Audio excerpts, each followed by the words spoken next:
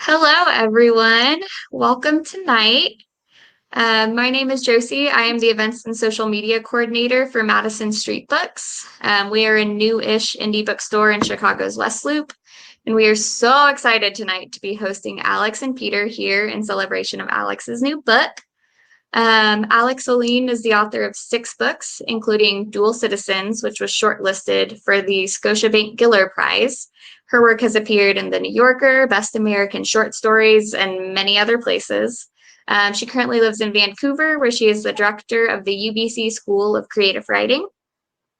Peter Orner was born in Chicago and is the author of 2 novels, The Second Coming of Marvelous Chicago and Love and Shame and Love, as well as 3 story collections, Esther Stories, Last Car Over the Sagamore Bridge, and Maggie Brown and Others.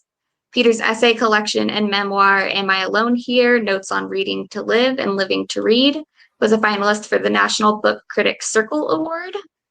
Currently, Peter holds the professorship of English and Creative Writing at Dartmouth College and lives with his family in Norwich. Just some housekeeping. Feel free to continue talking in the chat, introduce yourselves, interact with each other. Also, at the bottom of the screen, you'll see an Ask a Question button. Please, at any time tonight, feel free to drop a question, whether we get to it in the conversation or at the end of the evening. We're so excited to see what you guys think. So without further ado, I will turn it over to Alix and Peter. Thanks, Josie, and thanks so much to Madison Street Books for hosting this. Super nice of you guys. I really appreciate it, and thanks for being part of it with me, Peter. Really appreciate you being here as well. Absolute pleasure, Alix. So good to be here, and thanks everybody for coming. And yeah, we're here to celebrate just a truly wonderful new story collection. And I think, Alix, you're going to start by reading from it. Yeah, I thought I would read just for a few minutes. This is the beginning of one of the stories in the book. And since it's the beginning, you shouldn't need any context to understand what's going on. And this story is called Money, Geography, Youth. Vanessa was home. She repeated the word to herself, tucked into her childhood bed, a twin with a pink comforter that barely covered the reach of her adult body and was somehow all the more comforting for that, hoping that if she whispered it often enough, the place would feel like it was supposed to. In Ghana, she'd slept on a cot in a room with 3 other volunteers, and when she closed her eyes at night, she fantasized about luxuries she'd once taken for granted. A long shower, a sweating bottle of Arizona green iced tea. Every 2 weeks, when the NGO officer swung by and granted them each 15 minutes of internet access on his laptop, instead of answering emails, she browsed the Instagram accounts of her LA friends, gazing at their bright but bleary faces, their arms around drunk friends at parties in the first year of college they were all enjoying. On her own Facebook, she'd quickly post some line about how Africa was changing her life. She felt so grateful and humble, and then she'd log off, hunger unmet. Scrolling back now, she could see that Kelsey's Instagram had been sparser than usual. Just an occasional picture of the beach or her cat Max. Kelsey wasn't in college either, unlike just about everybody else. But in Ghana, she hadn't been online enough to notice. Kelsey's emails were pedestrian and stilted. How are you? I am so proud of you for what you're doing. LA isn't the same without you. But she was a terrible writer, always had been. Vanessa had been doing her English homework for her since they were 12 years old. Vanessa's father, by contrast, had sent paragraphs-long messages, 3 or 4 every time she checked, in which she zoned out while skimming, the same way she zoned out when he talked to her in real life. Still, she was sure there hadn't been any clues. When he picked her up at the airport, her father was dressed in his business uniform, a light gray suit with a blue shirt, no tie. He wrapped her in his arms, telling her she was too skinny but looked great, a mix of contradictory messages as usual, and she felt his stubble scrape against her ear. Also as usual, she felt overwhelmed by his body, his affection, while simultaneously wanting to be held next to it forever. Reflexively, she thought, as she had since her mother left, this is everything I have. This 5 o'clock shadow, this not completely effective antiperspirant, this forced but genuine joviality, This dad. They were happy to see each other, but still ran out of things to say by the time they hit the 405. So your flights were okay? You already asked me that. Sorry. He tapped his fingers on the steering wheel, smeared his chin with his palm. He seemed keyed up, thrilled to see her, almost too thrilled to speak, which was gratifying. So how's work? She asked. Great, hectic, super hectic, really. Kelsey is a huge help. Kelsey? Oh, right, the internship. She hasn't flaked on you? Her father frowned. Why would you say that? Come on, Dad. You always said yourself she isn't the most reliable person in the Western world. This tick of her father's, always to specify a geographical range, as in, this is the best hamburger in the Western world, used to drive her crazy until she ate at what she'd been told was the best burger place in Accra and thought, he has a point. She meant to tell him this once he laughed in recognition at hearing her use his own pet phrase. But he didn't laugh. Instead, his expression turned serious and he turned his head to look at her for so long that she was about to say, Dad, the road. But then he sighed, glanced back at the traffic and said, she's been a godsend, which was not a phrase she'd ever heard him use before in her life. So she said nothing. The highway rose and fell, the stutter and swerve of traffic as familiar as her own pulse, and beside it palm trees and fast food signage poked out from the June gloom. The sunset was ebbing, leaving flashes of neon as its hopeful replacements. She wanted a milkshake. She wanted a taco. She wanted everything ice cold or piping hot, to dip her toes in the ocean to rinse the gunk from her scalp. As he parked the car in the driveway, her father cleared his throat. There's something I have to tell you, he said, but then didn't say anything. Vanessa had her hand on the door handle, was halfway out of the car saying, tell me inside, because she couldn't wait to see her room, the kitchen with its well-stocked refrigerator, the bathtub. And so when he said, Kelsey's here, she only thought that he'd done this for her. What a sweet gesture inviting her best friend to welcome her home. And she missed the part, or maybe he mumbled it, when he said, we're together. And he had to repeat it on the threshold as she opened the door to the house she used to call home. Kelsey was standing in the foyer wearing shorts and a hoodie, one foot overlapping the other, and she gave Vanessa a hug and said, I guess he told you, I know, it's so weird, and held up her hand with the engagement ring. Vanessa thought, if she says we didn't plan it, it just happened, I'm going to kill her or myself. Kelsey started, and Vanessa didn't want to kill anybody, so she interrupted and said, heading for the kitchen, I'm starved. I'll stop there. It's so weird just being in this disembodied universe, but I just want to say, you hear that, and all I want to do is reread that story, and I'm sure everybody else does. Oh no, the storms are hitting. So hitting we've done our Victor. job.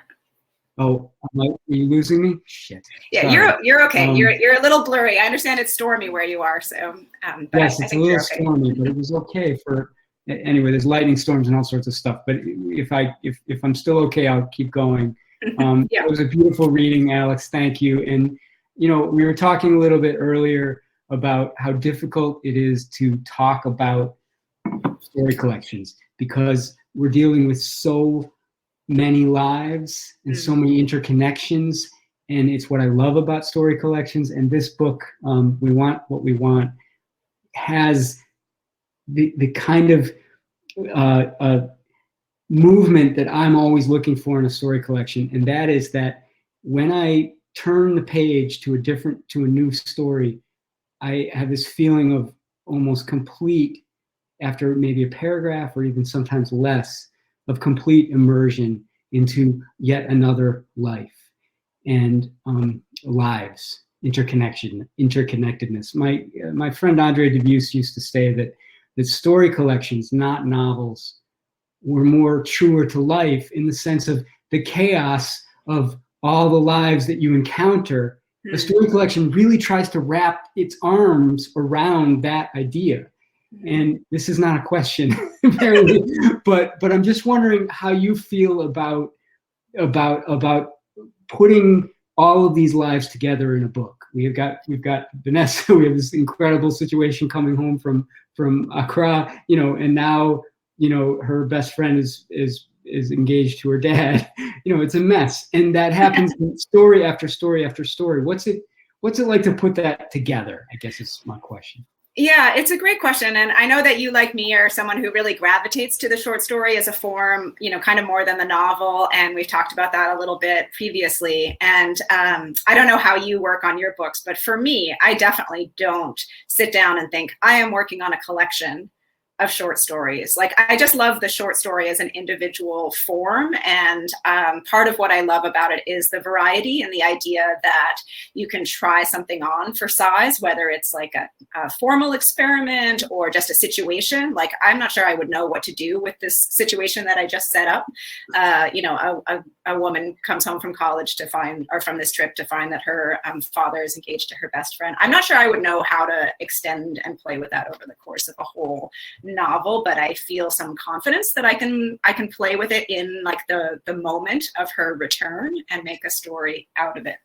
So for me, this moment that we're in right now, where I have a collection out in the world, it's always a little strange to me, because I think the experience of the reader is different than the experience of the writer, which is that people read all these stories together. They don't see all the stuff that I wrote and didn't include, or the stories that didn't fit, or where I was trying on something else. And people tend to find threads of connection or commonality or thematic things. They say, oh, well, this is a book about X, and I'm like, it is. Like, it's as much a surprise to me as anyone else. But it's super interesting, because it's the experience of having my work reflected back to me in ways that I didn't anticipate. I don't know if that's happened to you with your books. Sure, and I think it's worth noting that this is your third collection, which look out in the world of the writers that we know. I mean, not everyone goes for that third. It reminds me, there's a Billy Bragg album. What is it? Capitalism is something or other. I forget the title, but the subtitle of that album was The Difficult Third Album. I don't remember that, like, as if there's something about the third that made it harder. So, but I feel like you're digging in here, and I'm just wondering if you can speak a little bit. And I have so many questions about the specific stories and where you're going, and your use of the first person in just ways that are just kind of mind-blowing from story to story. But if you could talk a little bit about, where you are in the story and kind of how you feel that this collection differs in a way from your previous books. That's interesting. Yeah.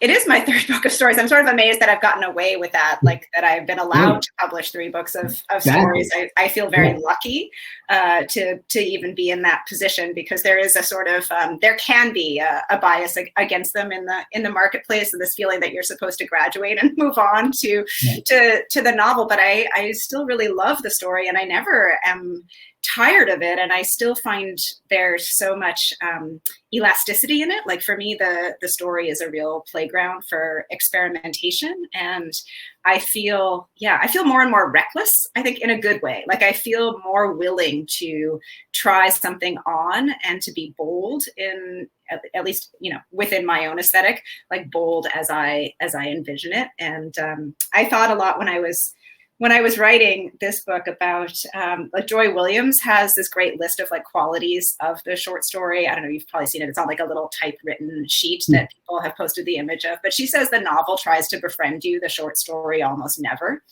And I love that. Like, I think the short story, you can bring in like a character or a situation that is sort of unfriendly, or it's sort of strange, or the characters can be a little bit unsympathetic. But if you can set up that moment, that framework, where you're just peeking into the constellation of lives that you started off talking about, then I think you can give the reader just this intense satisfaction of getting that peek into someone else's life, and the sort of sudden intimacy and then the sudden exit of that can be very satisfying, at least for me.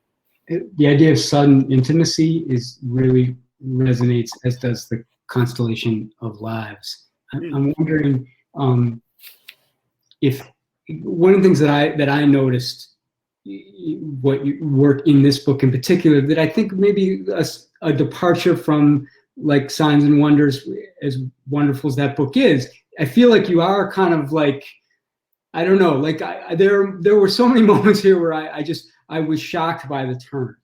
You know, like she gets together with Dimitri in the last story.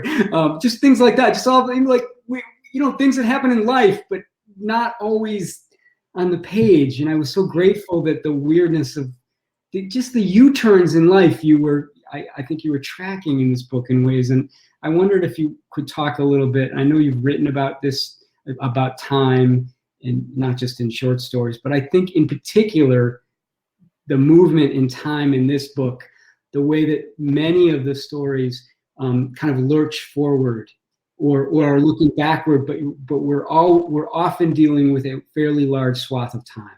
And yet we're talking about 20-page stories. Yeah, that's one of my favorite things a story can do. I think time is something I'm always talking about, you know, in my teaching and in like craft essays. I'm sort of obsessed with it because I also think it's something that fiction in particular is well suited to do. It's a move that fiction can make, whereas a lot of the kind of dramatic forms of writing that we're so immersed in now, like film and television and web media, like you can't really do that in the same way, right? Whereas for human beings, we all, like I tend to say this a lot, but we're all time travelers. We all inhabit simultaneously multiple zones in time. So even as we're here in the present, we're all simultaneously bringing with us a raft of memories from the past and forecasting what we're going to do, you know, after the crowdcast ends and things like that. So we're all like moving around in time at every moment. And fiction, because of the way you can compress and expand and jump around in time,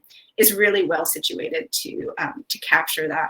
And then more specifically, like my hero and the reason I started writing short stories is Alice Munro, and it's something that she does so beautifully, right? And it's one reason why her characters feel so real and why her stories have such density, is that she will show you, she'll like go zoom in on a particular moment in the lives of people, and then she will show you where they wound up like 20 years later. And there's so much pleasure in that, and being able to see what that journey is like. A friend of mine once compared it to, like, if you're looking at a house from the ground floor, and then suddenly you get an aerial view and you get to see the architecture of the world or of the space in a different way, and how that fills out the experience of the people for you. I just love it. I just love that kind of whoosh of energy that you can bring into a story when suddenly you're realizing that the person has gone from childhood to adulthood, or some other huge life stage, whatever it may be. There's something about what often happens, and I'm particularly thinking about the first story, but in others too, where there's this sense of seeing an old friend after a significant time has passed, but not at the end of things necessarily, although in that story maybe, or like, but it's sort of like at the trajectory. Their lives have gone wrong, but there's still life left. And so, I mean, it's striking to me that this idea that where in a number of stories where you have characters meeting a friend, an intimate friend in a lot of cases, but it's a new relationship, and I wonder if we could talk specifically about the point of no return and that friendship that recurs over the course of decades and decades. Yeah, it's really interesting to hear you pick up on that. Thank you for the question. I think as you were talking, I was like, oh God, is it just that I'm like writing stories of middle age? Like maybe is that what it is? It's like you're not growing up together anymore. It's like people are your understanding of how people are going to disappear from your life. Maybe they're going to come back, maybe they won't. Like your understanding or your experience of that is so much more heightened when you're an old lady rather than when you're a young person. But I think that story, Point of No Return, that's the first story in the book, and it does start with these two women who meet when they're quite young. They're in their 20s, they're in Europe, and they have a kind of a brief but intense friendship that you have at that age when you have a shared experience. And then their lives do diverge, and the story tracks them as they sporadically, over the course of multiple years, come back into each other's lives. And I guess I'm interested in the meaning of that. Like, just because a relationship ebbs and flows, or just because it's transient, doesn't mean that it's not like hugely affecting to you or hugely important. And I think that feeling of meeting someone again is it's very uncanny, right? It's where someone is both familiar and strange to you. You know them, but you don't, because you knew them before and you don't know them the way they are now. So there's a layering to it. So it's very complicated and messy. And to me, that's always a good space for fiction, that messy space. And they're not a part of your daily life. Yeah. They're sort of a haunt. They're kind of haunted a little bit. Yeah. I think of that, the moment in the hotel, where this is sort of a middle point where they've sort of re-engaged with each other, but it's not the end of the story. Could you just talk about the moment in the hotel? There was something so sweet about it, and also just beautiful. But again, these people are essentially strangers to each other. Yeah, they're strangers, and so one of them comes to the city where the other one lives for a conference. She calls it a conference, although it turns out to be something a little more fringy, and where she's on a kind of trajectory towards like a strange new age health paranoia that she's on, and the other woman is a more kind of straight-laced, straight-edge kind of character. And then they have this meeting in a hotel bar, and they have a little bit too much to drink, and then they wind up going up to the hotel room and kind of falling asleep together. And I guess I'm writing a little bit about the kind of charge of that moment. It's not a sexual or a romantic relationship, but it is something chemical. It is something intense, and it's something between these two women where each of them is kind of serving as a yardstick or a barometer for each other. Like, where did your life go, and where is my life, and where are you, and where am I? And so they're kind of in mutual orbit of each other in some way, if that makes sense. I like your word haunting, because they are kind of appearing and disappearing for each other as well.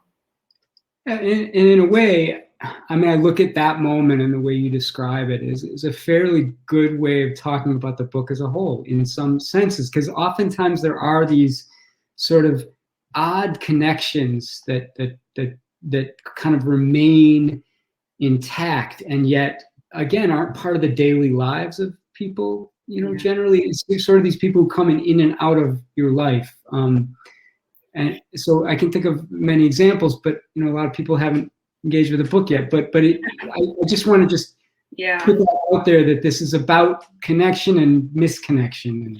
Yeah. And I think one thing that I did realize had come up a lot, and I didn't set out to write about intentionally, but I think it's just such a facet of contemporary life that it wound up being in the stories. But a lot of it is about people appearing and reappearing via social media, or like in that story, the two women, like sometimes they're following each other on Facebook and Instagram, and then sometimes they're like, the accounts disappear, and what does it mean? Or there's a woman who goes after her cousin because he quits Facebook and goes off to join a cult, and then all of his Facebook friends are like on his page saying he's joined a cult, somebody has to go rescue him, and she gets deputized to do it. So the kind of like ghostly version of the life that is on social media versus the reality of whatever the rest of the life is. I didn't realize I was writing about that, but I think that comes up a lot in the stories. I now realize. It's actually a question I have for you,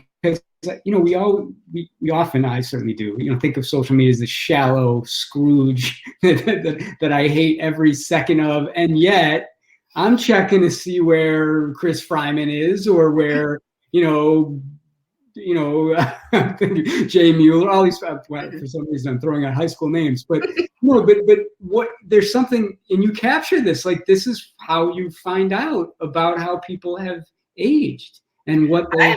I love that. I mean, I'm not like a huge poster on social media, but I love finding out what has happened to people. I love seeing where they live now, and I just it really deeply satisfies my kind of curiosity. I would love to know, the full Facebook profile of pretty much every person I've ever met. I'm just, I'm dying to know.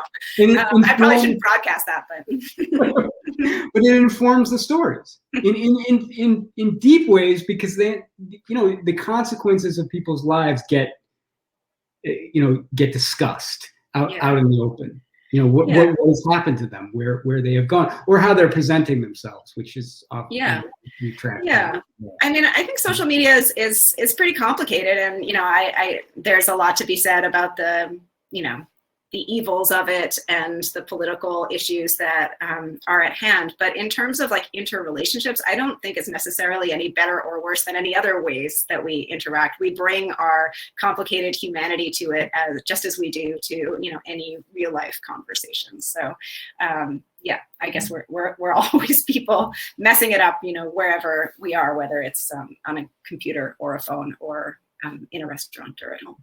And I guess what struck me about it is that it triggers memory, and which are not interactions like we're having right now, but usually these are people that we did once know in person, and so I think, let me ask you about a story, which one of my favorites is the Woman I Knew, which is about two women who are roommates at college, and it turns out one of the parents, a estranged parent of one of the women, is a novelist who's written a novel that the other woman dearly, dearly loves. Could you talk a little bit about writing about a fictional novelist and a fictional novel that impacted the character? I found that just really striking. Yeah. So that story, it is about this complicated relationship between two women, which is a kind of structure that I return to again and again. But it's also really about the relationship between the woman and the book that and the name of the book is The Woman I Knew, and it's by an older male author, and it's a book that she loved, like the narrator of the story loved as a young woman, and then as an adult comes to realize is like problematic in a lot of ways. And that story was really written like during the whole kind of Me Too conversations, and it's really a story about thinking through a lot of my own relationships to like male writers whose books I adored, and that were really held up as brilliant when I was growing up. And so they're a part of me, they're a part of my personhood, they're a part of my writing self.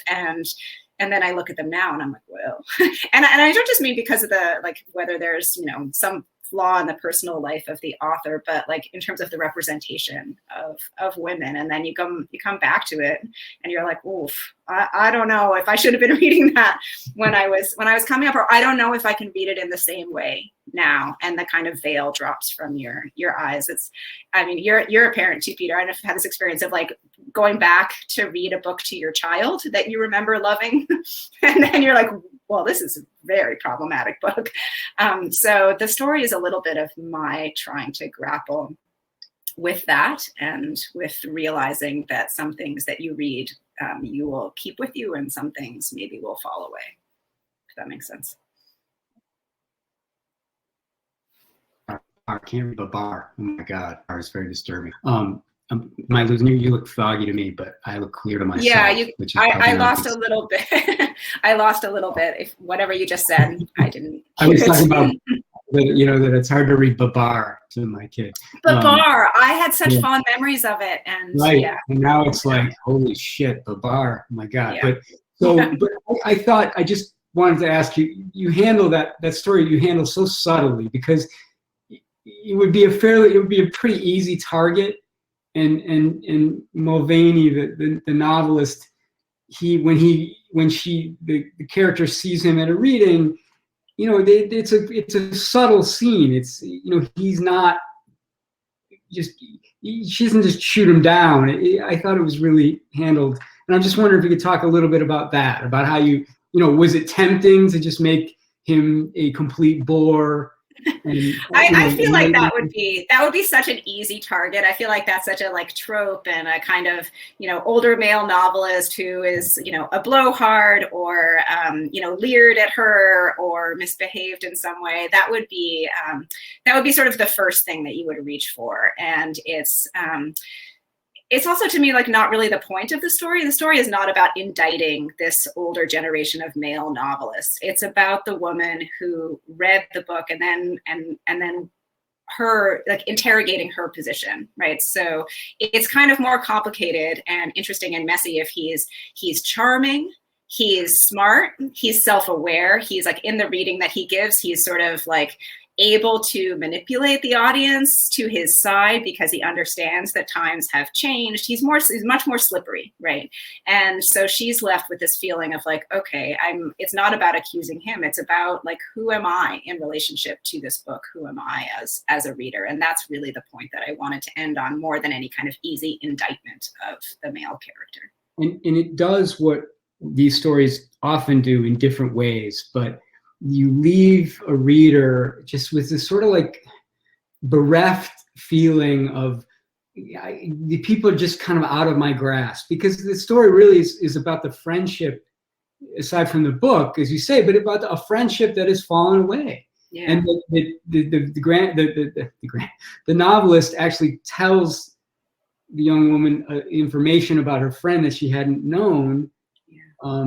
That she was pregnant and there was complications. And, there's always these sort of complications that happen sometimes off stage, but another character finds out about them. And then, and what I so appreciate is that there's the resolutions. Talk about how you think a story's done when it's a story. I mean, I know you get that question, is Alix, how do you know it's done? Because there's this moment of, like this Chekhovian idea where the story ends and I just fall. And that happened to me so many times reading this book. Yeah, I think a lot about the Stanley Kunitz line about endings, where he says it's advice to poets, and he says end on an image and don't explain it. And I don't necessarily always end on an image, but I really don't like a story that explains itself to you. I don't really like a story that ends with a neon sign that says this is what it means. I'm very uncomfortable with that idea because it implies that there's only one meaning, whereas like ideally there's many potential meanings. And I also don't like endings that feel static. Like I like the idea that there's a dynamism there, a feeling of like a lingering, a note that lingers in the air. That's how I sometimes think of it, as a melody where there's like a single note that still kind of pings in your head after you're done reading, and that the story has a kind of continuing existence in your mind after you close it. And then as a reader, you're like, well, what do I make of this? What meaning can I make of it? Sometimes people don't like that. Sometimes people want more explanation. But for me, I don't like a story to hold my hand. I like a story to say, here it is, and you take away your own kind of thoughts and you imprint on it in whatever way kind of manifests for you, if that makes sense. But as you suggest, this is a source of much frustration for those people. I don't get stories. I want that long story that has a resolution, and it's a hard thing to resist. But I just. I think he's Yeah. I also think a lot, you and I both teach like at Warren Wilson, and we've been around a lot of poets, and I feel like some of that has kind of rubbed off on me, not in the sense that I write poems ever, because I never do, but this idea of like the volta, or like where is the turn? Like poets always talk about like where your poem begins can't be where it ends. There has to be some kind of turn or shift over the course of it. So almost more than the ending, I'm always thinking about like, where is the shift? Where is the turn? Can there be more turns, more reversals, more unexpected moments? And maybe can the ending even be another shift or a feeling of like a precipice, of being on the edge of something? To me, that's more interesting. For other people, maybe not, but for me, it is. Right, because they don't. But I felt like not just a precipice, but like the weight. There was a certain melancholy weight that would often happen when I was finished, and that again, this is my go-to. That's what I'm always looking for. Grief and loss. I want to indulge in it and try and understand it, even though I never will. Right. And so talk about Something About Love, which was a kind of a personal.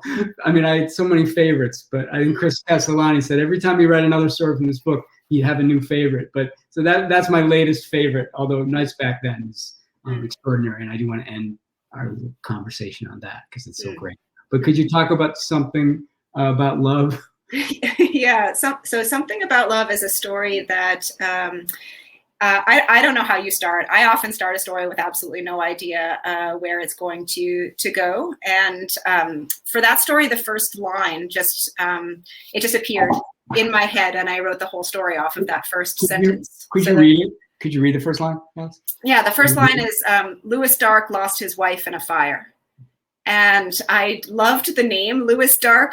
I don't know why. And then I loved that there was dark and fire in the same sentence. And then the whole story really unfurled from there. And it's actually, I mean, it is about his wife, but it's not about that. It's about the woman that he meets afterwards, who he meets at the bus stop.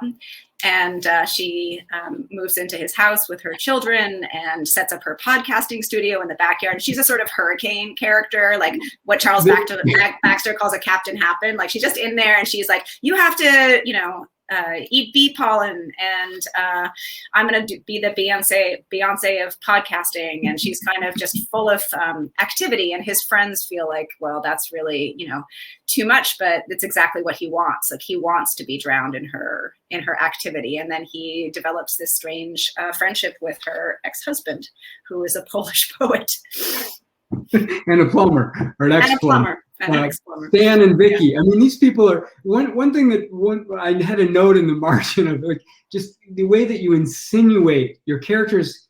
I become, as a reader, insinuated into these lives very, very quickly. But I think in this story, it's an example. I might be fading again. I'm sorry. Nope, you're good. You're clear. Is an example of a character, Lewis Dark, becoming insinuated in the lives of, and he's ostensibly Vicky's new second, husband, because he's lost his wife in the fire that happened when she was on vacation, and then he gets together with Vicky, but along with Vicky comes her ex-husband Stan, and the two of them are. The interconnectedness. Can you trace somehow how you brought Stan into the story, the Polish poet?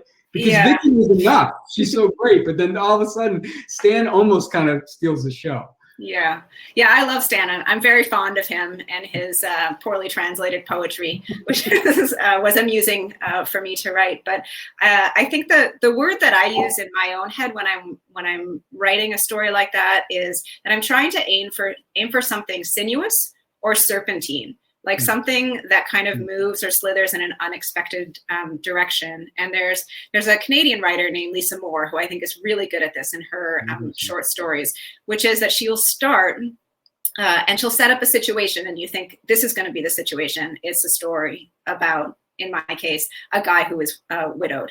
And then she'll move you into a second thing. And in this case, it's like going to be the relationship between Lewis and Vicky. And you think, okay, this is a story about Lewis and Vicky. And then by the end of the story, it's actually turned out to be a story about Lewis and Stan, so that it never went in a straight line. It twisted and turned. And the story that you thought was going to be about thing A is actually about thing B. And then, it's also about thing C. And I, again, love like the turns of that, the dynamism of it, and the feeling that you couldn't have seen from the beginning, hopefully, that it was going to be a story about a friendship between Lewis and Stan. But hopefully the story has persuaded you as you went along that it made sense for the two of them to develop this friendship, because they're both kind of damaged and vulnerable, and they need each other in some strange way. Yeah, and I think maybe the thing C is that it kind of does circle back to Vicky, who's brought them together. So, you mentioned Lisa Moore, and I wanted to, and you mentioned poets that you've looked to. The book starts with a quote by Bridget Pregeen Kelly, beautiful I forget, is it epigraph, epitaph, or epigraph? I always get them confused, but it is epigraph, I think. Could you talk a little bit about the influence of that particular poet, as well as you refer to Elizabeth Taylor at the end of the book, and also a great Swedish story writer. Stig Dagerman. Yeah, right here. You brought me back. Really? Yeah. Oh, that's so great. Yeah, it's great. Yeah. So, I think that books are made of other books. At least that's the experience for me. If I'm ever at a loss for what to write, reading is always what brings it back to me and what keeps it fresh. And poetry, I find, especially during the pandemic, I found I was reading a lot of poetry, something that you could read in a minute when my brain power was otherwise shot, or at moments of like great emotional upset, I've gravitated to poetry. Anyway, Bridget Picking Kelly, phenomenal poet whose work I have always loved. And that poem that I quoted from at the start of the book is called Dead Doe. And she's a very kind of Catholic and spiritual poet, which is not a huge thing in my work. But that poem is about what happens when you confront death, and how much meaning it can bring into life, right? How death refines our understanding of what it means to be alive. That's a very reductive reading of the poem, but that's kind of part of it. And so when I was going through the book and looking at it as a collection, one of the things that I noticed was that there was, as you said, so much loss, so much moments of realizing that something had come to an end, so many moments of characters looking back and understanding that they had reached, that they had come to the end of like a period of their lives, or a relationship, or a work situation that they were in. And I was like, well, what do we do when we come to the ends of things? We understand something about what it was like to be in the beginning and the middle of it. So I felt like it was really an appropriate epigraph or epitaph, speaking of death, to the book. And then some of those other writers that you mentioned, they're just like great short story writers that I really love. So Elizabeth Taylor is like a criminally underread British novelist and short story writer. Can't recommend her highly enough. Any sentence with her mentioned, it's not that other Elizabeth Taylor, and she's criminally underread. Right? I know, yeah. Even the name of her biography is like, I think it's called The Other Elizabeth Taylor or something like that, because she had such a misfortune of being named that. But she really has. She has amazing novels, and I was reading her short stories, and she does a lot of, like you were talking about, the constellation of needs structure, and she does a lot of that within her short stories. And she has this novella, Hester Lily, that I really love, and basically wrote an homage to one of the stories, The Universal Particular. And in her version, it's like this, poor cousin comes to the manse, and they're all having these like awkward British upper lip kind of cocktail parties where everyone is miserable but can't admit it. And then the poor kind of orphan child meets like a crazy woman out in the woods. So I had a lot of fun like transposing that to modern day suburbia and thinking about what the equivalent would be in terms of like collisions and manners that would happen. So they're like at a potluck where everyone is miserable instead. Anyway, so some of it is just like how I amuse myself when writing. Love it. It's a potluck. Yeah. I should say this book is hilarious, and then it will cut you down to size because someone has suffered this loss. But there's a lot of light. There's a lot of buoyancy in this collection all over the place. Not just in something about love, which is really funny throughout. But then somebody's very sick at the end. So it as it happens, and the humor is interlaced in within the grief and the loss always. I love it if anybody has any questions out there in the universe. And I go ahead. Sorry.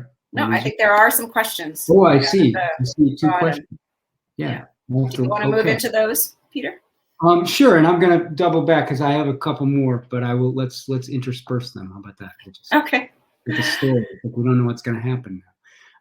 You said you don't sit down and say, I'm going to write a story collection, but once you realize that that's what you're writing, do they appear in the book in order in which they were written, or is it a more deliberate pacing and structuring? That's a great question. I definitely don't put them in the order that they were written.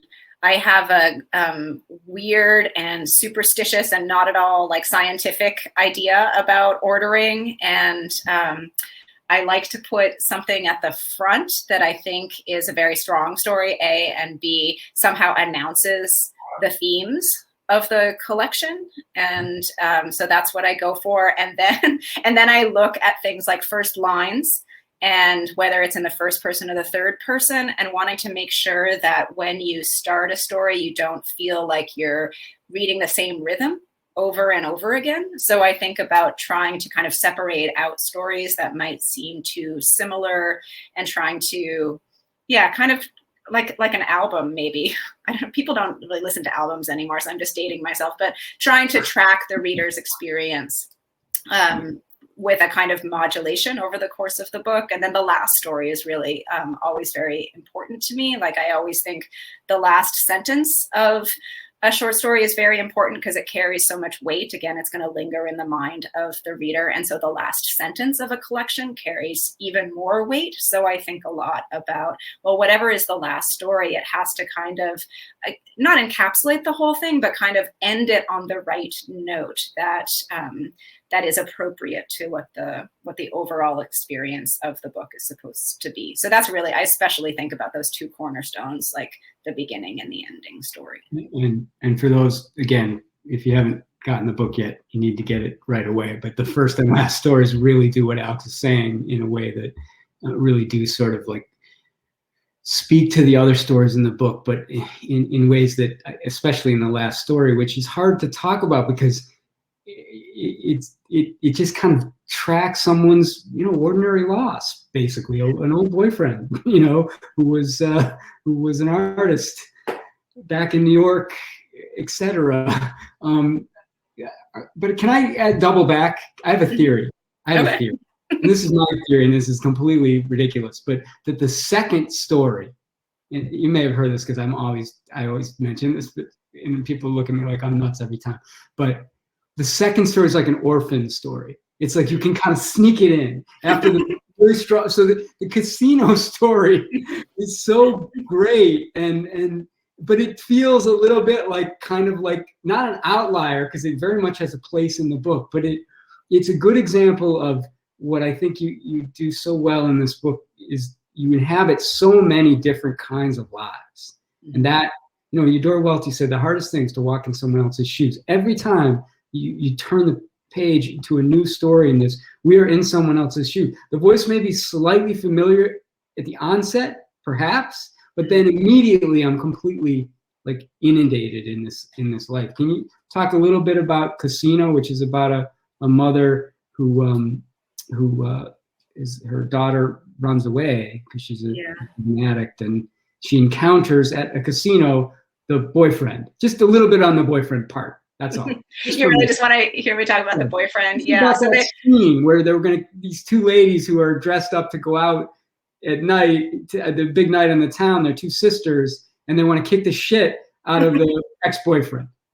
Yeah. So this woman, her daughter has run away, and she doesn't know if she's ever going to see her again. And there were drugs involved. And then her sister comes to town. They go to this casino. This is all based on a real casino in Pennsylvania where I used to live, and very much influenced by like news stories about the opioid epidemic. And then it turns out, because it's a small, town or a small region, that the person who is their not their drug dealer but their like blackjack dealer is the ex-boyfriend that the daughter ran away with. So I mean, this kind of collision, I hope is it's a coincidence but not a completely unlikely one. And then I thought it was kind of darkly humorous that, like, to imagine these two middle-aged ladies, like they're trying to be vigilantes, they want to beat him up, but like really what are they going to do? And like where do they put their anger, right? How do they confront this character? And none of any confrontation is going to get her what she wants, which is her daughter back. And I think a big part of her recognizes the impossibility of that. And then I've really tried to write sympathetically about the ex-boyfriend's predicament. Like, he's there and he's like a deer in headlights in the casino. So I like to think it's a humorous scene. Yeah. Well, it's heartbreaking, but it's also really comic. I mean, they do kick the shit out of him. They ambush him. Yeah, they totally do. But then anyway, I won't ruin the story. You guys, everyone has to read it, because what happens next is he comes back for more, let's say, which is the heartbreaking part of the story, actually. There was another question. Oh, there's 3 questions now. Another question about your influences. You talked about Lisa Moore and Alice Munro. Would you like to talk about anyone else? Well, I think I did talk about Elizabeth Taylor, poorly named Elizabeth Taylor. Maybe I could talk a little bit about Stig Dagerman, and I'm so thrilled that you have his work. He's a great Swedish writer, and again, like a lot of like slice of life stuff, a lot of like, that quick in and out of characters' lives. And he has this one story called Sleep, which is about a young woman and her father and their kind of dysfunctional family situation. And style. I mean, you think the Swedes have it together? You should read this. Read that story. So I guess the Swede in me really responds to his work, and again, like, not like a super over-explainy writer. I think you, Peter, once described the short story as remorseless, and I think his work is remorseless, and I kind of like that. So he's another person that I think more people should read. For sure. Died young, tragically. Yeah. Can you talk about the last story a little bit? And then I've got a third question. Somebody's asking, let's ask this question. Would you work with a screenwriter on his or her own project in some capacity? It's interesting. I'm super interested in screenwriting, and yet I find that I really don't have the aptitude for it. Like, I studied screenwriting in my MFA, and I like it, but I feel like everything that draws me to writing positions me as a fiction writer and a short story writer, which is like, I'm drawn to interiority, and I'm not really like drawn to action. And I am drawn to, these sudden moments of intimacy and shifts in time. It's like the completely wrong skill set for anything to do with screenwriting. So I kind of have to stay just in my own like corner of limited ability that I have, and do what I can there. Well, I'd like to see the movie of Nights Back Then, but I'm not sure, but I mean, could you talk a little bit about how, there's not a lot of action in this story, actually. It's a story about a woman who is waiting tables with her boyfriend in a restaurant in New York, and then grows up, as we apparently do. I wanted to ask you about the origin of that story, I guess. How did it come about? Yeah, it's a little bit about, it's about memory, and it's a little bit about looking back on my own time, in my early 20s when I lived in New York, and thinking about whatever ambitions I, originally charted for myself, and how life, it just takes you places that you wouldn't necessarily have expected. That's not always bad, but it's, there is a kind of shock when you look back at the previous version of yourself and see how far you sort of drifted unintentionally from whatever life you thought you were going to have. I think I'm making it sound more melancholy even than it necessarily is. But I think part of it for me also was looking back on like a very specific time of like the early to mid 90s in New York, and that time generationally, and coming of age around the time of the Gulf War, and all of that is kind of wrapped up in the story for me. the other Gulf War. Yeah, and like having lived through it and that feeling, one like president, their president's son. You know, that you capture that era, which I think is an unsung era. You know, I think you really nail it. Thank you. And you know, I just think, but the idea of, yes, it's melancholy, but there's again this sort of light. I mean, you know, it's a fairly, it's a happy story in a sense. I mean, you know, it's about how you take your memories with you, and they're not all bad. It's about survival. And the last line of the story, not to spoil it for everyone, but it's about how much and how little can last, and like both things are true. You do take a lot with you, even though you shed certain things as you go.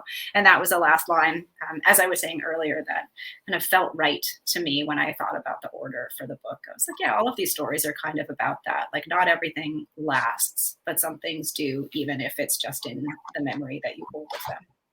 The narrator of the story is an artist, and at one point she says, I was experimenting with faintness. I'd make a drawing and then rub it away, leaving only faded lines behind, littered with the pink dust of my eraser.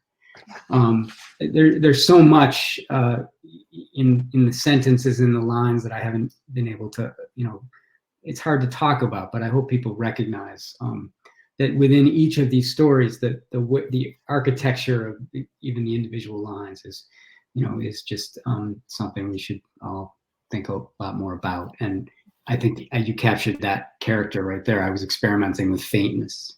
You know, a character but she's very much there. She's very present. I mean, many of these stories are first person, and I think we talked about this in Warren Wilson. Like, this idea of first person is not what you think it is.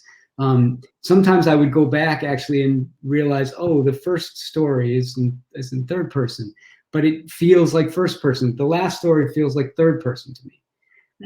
So in its sort of kind of the fact that the characters are more of an observer than speaking about her own life, if that makes any sense. I'm not sure it does, but no, absolutely. Thank you so much, Peter. This has been amazing questions and really thoughtful. I really appreciate it. Absolute pleasure. You know, it's wonderful to read, and I'm in this little. I'm on a retreat by myself in a farmhouse in the Green Mountains of Vermont, and I've just been spending much of the day with this book, and so it's been such a nice way to do it, to spend my time here. Great. Well, thank you. Yeah. And I want to thank everyone for coming. I really, really appreciate you all being here. And I especially want to thank Madison Street Books, and super, super grateful for their support of the book. And I hope we can all support our independent bookstores that do so much to support writers. Really, really appreciate everything that you do. And we would like to thank you all for coming as well, especially you, Alix and Peter. Selfishly, I would love to sit here and listen to you both all night. I have so many more questions myself, but perhaps everyone their things. But again, thank you both so much. Just wanted to plug, if you have not already bought Alix's book, today's the publication date. It is so fantastic. My fiance has been texting me from across the room. Wait, do we have this? Where can I read it now? So this has been a fantastic conversation. You can buy it from us. You can buy it from your local independent bookstores. They would love that. I'm sure they would be happy to order it if they don't already have it. It's worth noting that the American launch of Alix's book is in Chicago, by the way. And unless anyone else has any questions, I'll let you both get on with your evenings. Thanks again, Josie, and thanks again, Peter. Thanks everyone for coming. Bye, guys. Thanks, Alix. Good to see you. Good to see you too.